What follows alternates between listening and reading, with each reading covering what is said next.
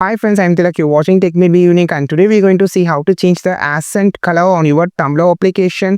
And if you are new to this channel, make sure to click on the subscribe button below. We just quickly move on to the video. So how to change the accent color on your Tumblr application, just going to show in this video. To change the Tumblr accent color, so first of all, click on the tool palette or color palette on the top option. This is edit. Click on this.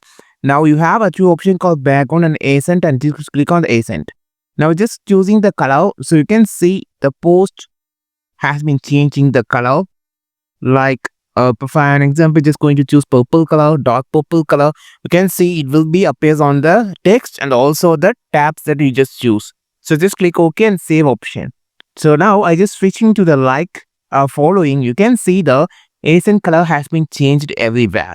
This is how you just change the accent color. Just click on the palette, go to the accent option and just change. You can just use the color wheel too.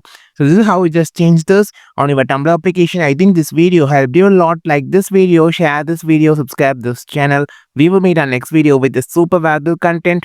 This is Tilak signing off from Tech May Be Unique. Have a wonderful day.